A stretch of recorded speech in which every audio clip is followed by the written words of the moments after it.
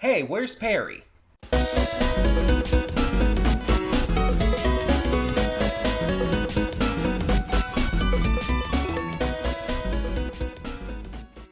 Hey everyone, welcome to Princess Gay. I'm your host Connie, and today we are here with my blind reaction to episode 2 of season 5 of Phineas and Ferb. I threw myself off a little, like, saying it in the order that I did.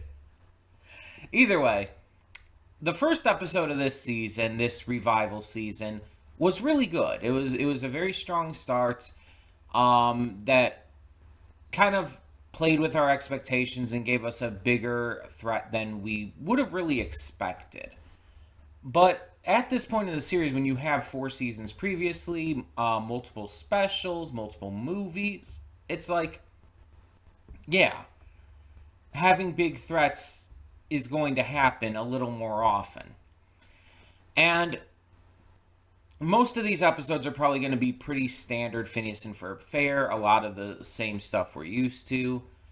But for the premiere being a two-parter, having both segments of the episode be like related to each other that directly, it makes sense. Just like it would make sense if the finale of the season did the same thing. I don't know if it's going to, and do not tell me, obviously, but it would make sense if it did. So, we got the same voice cast back. The animation looks maybe just a tiny bit lower than the movie's quality, specifically Candace Against the Universe.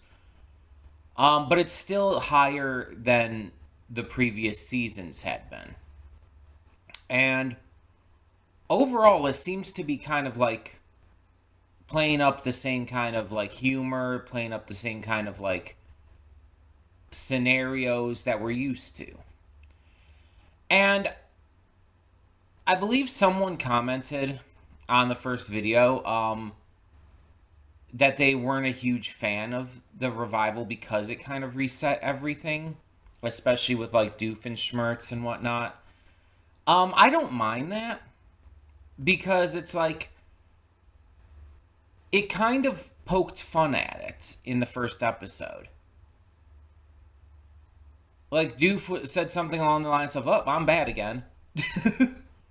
It's kind of like it's a subtle poking, but it's definitely poking fun at the fact that they are kind of reverting to how it used to be. And I don't mind it anyways because that's what this show is about. Like, not just Doofenshmirtz, but Candace trying to, bust her brothers as well. It's like, that is the format of this show. And that's what people love about it. So, trying to, stick with all the changes that were made wouldn't really work. Like, because you would have to change the entire format of the series. And it wouldn't fit quite right. It just wouldn't make as much sense. And it definitely wouldn't do as well. But I can understand the point. I can understand that it might be a little jarring to see, like, Candace trying to bust her brothers again after everything, especially after Candace versus the Universe. It might be a little weird to see, Doofenshmirtz going back to his old ways, etc., etc. But at the same time, like, this is what people want, and that's what we got to take into account. And if you're not a huge fan of it, that's fine. You're allowed to not be a fan of that. And like, if you like would have preferred it if it stayed like finished and everything, and maybe like have another movie or something at some point, that's completely fair too. I'm not gonna like blame you for finding it weird for them to kind of backpedal on that.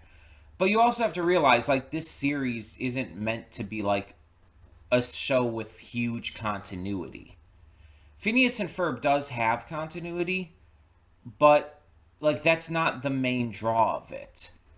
Phineas and Ferb has always been an episodic show, and so people like watch it because of seeing all these weird, crazy, silly adventures and all the inventions they make and the music. It's like people aren't watching for continuity. It's definitely not the right kind of show for that. There's other shows that focus on that, and this one just is more about the episodic fun nature of it. It's meant to be an all ages series that can appeal to like anyone by just being silly, random, goofy fun. Like when you have a show that has like a more like ongoing narrative that's a little bit like, bigger and more well thought out. It's like those shows tend to be for certain audiences. Like the Owl House. I love the Owl House, but there's definitely going to be people who aren't into it because of the style of humor or the just, basic concept of what it's about. And that's all well and good. That's all fine. But something like Phineas and Ferb appeals to a larger audience because they can get in on any episode and understand what's going on. If you turned on like a random episode of Owl House, you'd be missing so much context and probably be left super fucking confused. Again, that's the difference between like, a serialized show and an episodic show. And on top of it, this is a revival like years and years after. You have to understand that new kids are going to be getting into this. If this were to keep like full continuity, it wouldn't be able to reach the newer audience. In order to reach the newer audience as well as appeal to the older one, they have to do it this way. So it's really the only decision they could have made. Plus, there's something kind of funny about the idea that Doof is like trying to be evil again, and Candace is trying to bust her brothers again. It's like, in the end, they couldn't stay away from what they, enjoy, what they're good at, not necessarily good at. Neither of them are good at that. But you know what I mean. They couldn't really stay away from this because it's who they are. And like you even see bits of that in Candace Against the Universe. Like Doof isn't like fully a good guy. He still tries to do some, villainous stuff. And I believe in Candace Against the Universe, like at least early on, Candace does try to bust her brother still. Though she tries to avoid it at first because she just wants to have a wonderful day in the summer and all. But Either way, it's not that big a deal to me. I know, like, ramble on about this forever, but I don't mind it. If it does bother you, that's completely fine. That's completely fair. I'm not saying you're in the wrong for that. If it's something that you can't get over, that's completely understandable. For me, I don't mind it. So, all of that being said, the one last thing I want to mention before we start this is I don't think we had the new intro in episode 1 because I guess they wanted to like focus on the actual content to give this big premiere and everything.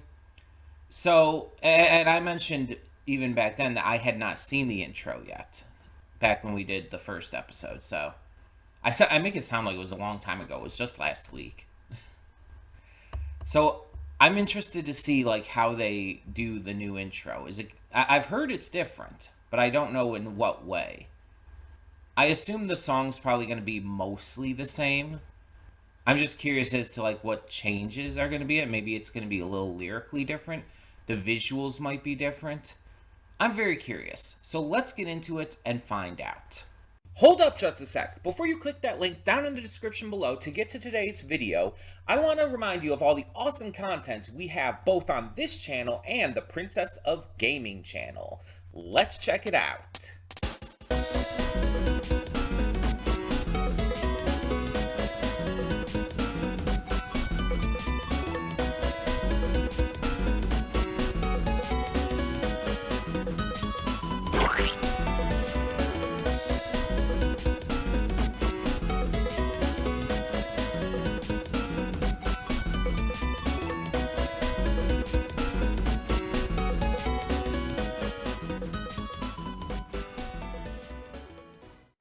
And we are back, and we'll begin with spoilers in 3, 2, 1, now.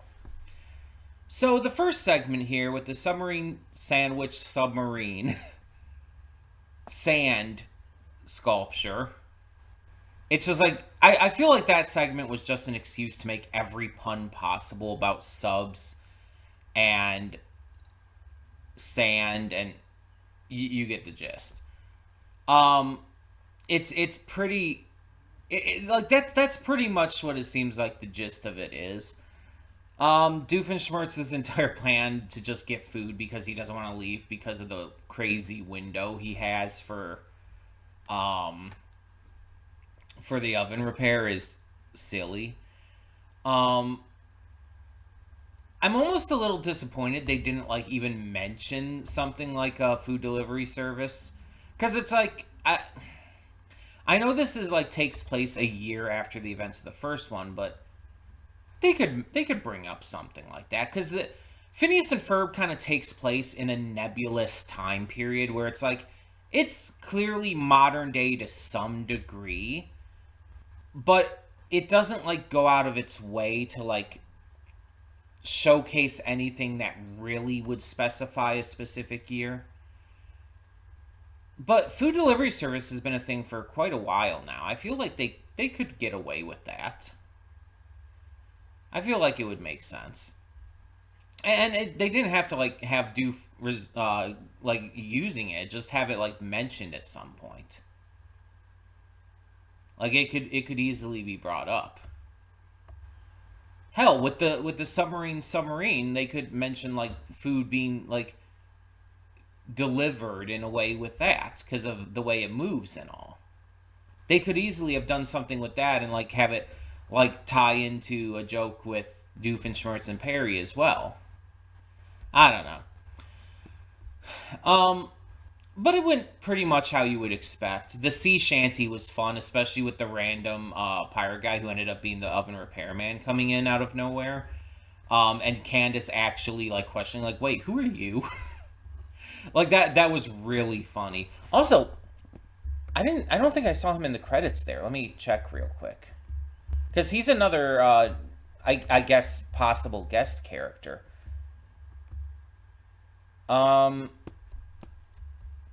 have it muted. Yeah, I don't think he's in there at all. Because it starts with our main cast, of course. Then it goes to Doof, Major Monogram, and Carl. Then we have Perry, Brigitte, Buford, the driving instructor, and Isabella. But it never mentions, like, who voices, And this is the credits for the full episode. It's not like it's credits only for that second segment. It never mentions who voices, the oven repair guy. Which is, I mean, it does say additional voices here. And it mentions, like, some of the cast that, you know, are the main characters, but like also I guess do some like random additional voices, so maybe it was one of them. It could be like D. Bradley Baker or David Arrigo Jr., Django Marsh, Jeff Swampy Marsh, one of the creators.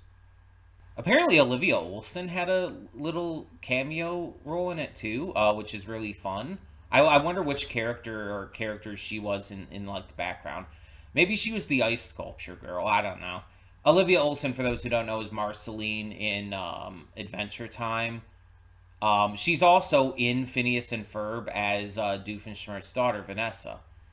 So, I guess she's doing, like, background voices, too. Carrie Walgren apparently was in this, too. So, She's a pretty big name herself. The second segment uh, focused mostly on Candace, actually, which I like. I like that we have an episode focusing more on her. Even though it like still kind of goes with the same formula, the boys are, making something, in this case the gecko gloves and boots and springs because fun, I guess. Um and she's still trying to bust them, but she's doing this while like taking her driving test and all, and we still have a Perry part of the segment as well. And it's like it's still very much by the numbers, but at the same time, it also feels like so directly focused on her that the stuff happening with Phineas and Ferb is more of the B plot, which is very interesting. Not completely literally though, because the plots are so intertwined. It's not really an A plot and a B plot. They're really the same plot. But the fact that it does focus more on Candace is really cool. I like that. And also, Candace has her driver's license now, I guess. So that's neat. But I also like that they have this progression of time being expressed in this way. Candace being 16 now and getting her driver's license and everything because it's a year after the events of the previous seasons. It's like I just like that progression. I like that, like the fact that these characters are being expressly referenced as being older. That's I really like that. I don't know why, but it's like I just I almost didn't expect the show to actually like directly talk about that, because it's like I kind of said like this show is still remaining with its general, you know, style and theme and, overall vibe. It's trying to remain the same thing so that it can still attract in both the new and the old audiences. And that's completely fair. That's completely fine for it to retain that classic style and format. Excuse me. But to have it like actually like reference the fact that they're getting older, that they have aged up, is just something I just wasn't expecting.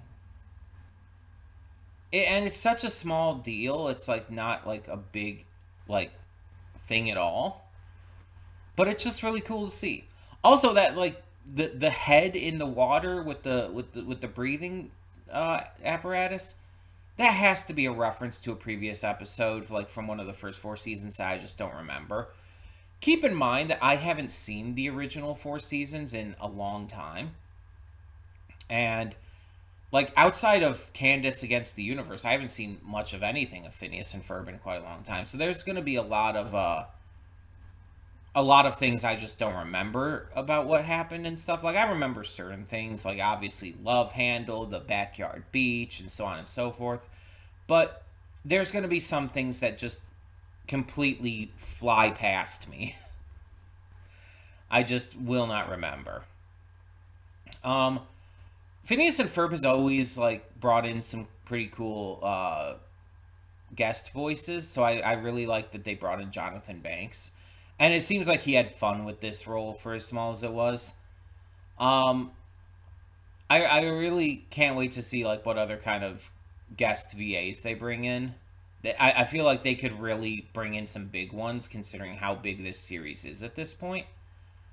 So with this revival, I'm hoping to hear and see some really good ones. But yeah, I enjoyed this episode. It was a lot of fun. It kind of flipped the script in a little way. And I like that the driving instructor also is trying to bust his siblings, and then you see his like sisters like juggling flaming chainsaws or something. It's like the fuck is happening here? And he actually calls his mom to try and rat on them. That's really funny. It's just a funny idea that Candace is not the only one who does this. And just the fact that it's also so directly a parallel with him having two siblings specifically. It's like, that's just really funny to me. But yeah, I thought this was another good episode, another like really pun filled episode. And I hope to like continue to enjoy this as much as I am going forward. So thank you all so much for tuning in. For now, I'm Connie and I'm signing off. See y'all next time.